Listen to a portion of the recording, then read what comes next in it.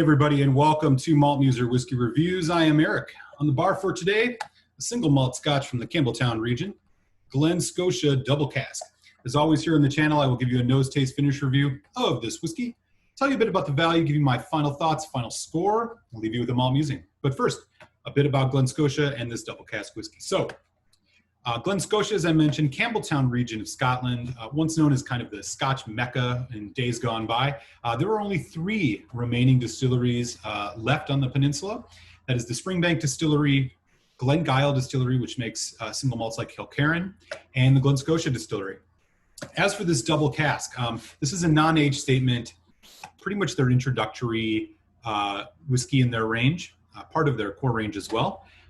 You can look at the specs here. It says explicitly 46% ABV, which is great. Distilled, matured, and bottled in Scotland. This is finished in American oak and Pedro Jimenez sherry cask, so kind of a sweet sherry.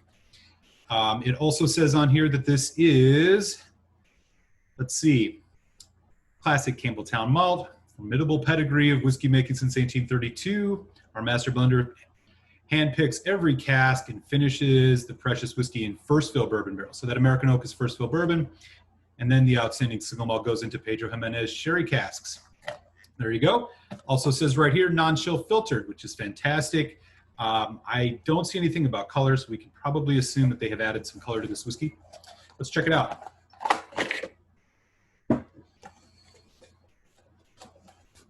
So this is what a bottle looks like. Kind of a nice presentation, classic kind of Glen Scotia label. They have rebranded quite a few times over the last couple decades, and I really do like the way that these bottles look now.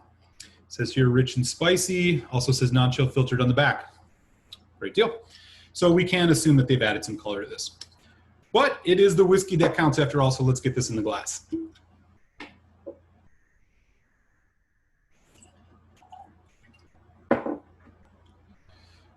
All right. This is what it looks like. Okay. Let's get into it, y'all. Right away on the nose, baking spice. Sweet. A little bit of an alcohol burn, a bit of fruit. A bit of bitter. Smells rather rich. Go in a little bit deeper here. Starting to pick up some caramel. Again, the spice note, baking spice, I think it's like cinnamon, maybe clove. There's some of that sweet fruit in the background. It's apple, caramel apple. A lot of just baking spice, autumnal spices.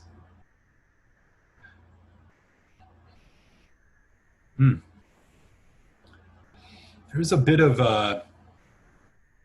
maybe like a saltiness to it as well. You can kind of pick it up. Maybe a little cherry as well. Okay, let's give this a taste. Cilantro.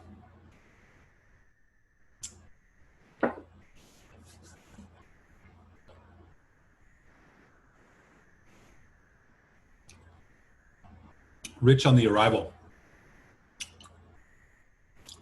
Toffee, vanilla. Then it gets really spicy and dry in the development. You get a bit of that sweetness from the PX sherry, just like cherry, a bit of apple. But this first sip, it's a bit more overpowered by the bourbon cask influence. This is first fill bourbon, so I'm not surprised. A bit of oak, vanilla, vanilla, vanilla, vanilla.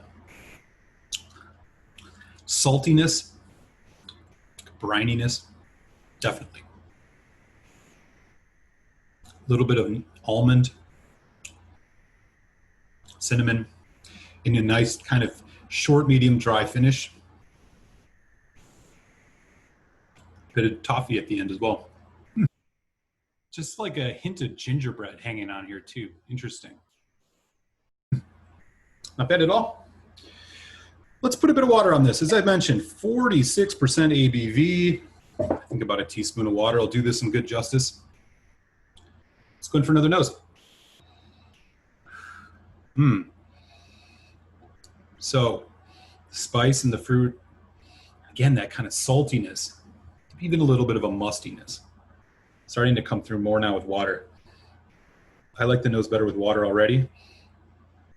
There's that cherry, cinnamon's taking a little step back, the pepper's taking a little step back, but that spice is still there.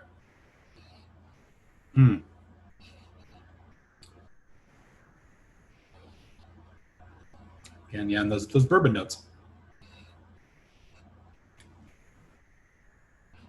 Okay.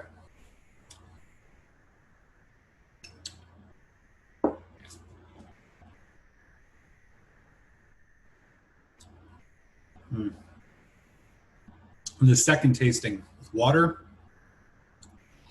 still rather full flavored and viscous on the arrival. Sweet, slight sour, slight bitter. Spice kicks in on the development again. Getting a little bit of that PX sherry. Playing a little more harmonious with the vanilla now. That saltiness still there.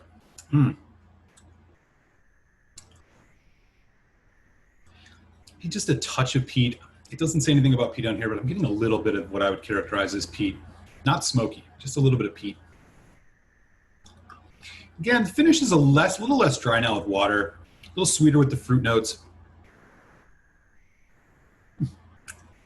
Not bad.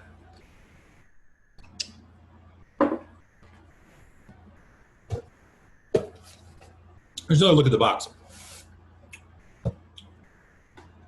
If you're in the market for a Campbelltown whiskey, looking to just get into it, you're going to find a bottle of Glen Scotia double cask in that $45 to $50 range in the United States, which is a relatively good price. It does not have an age statement.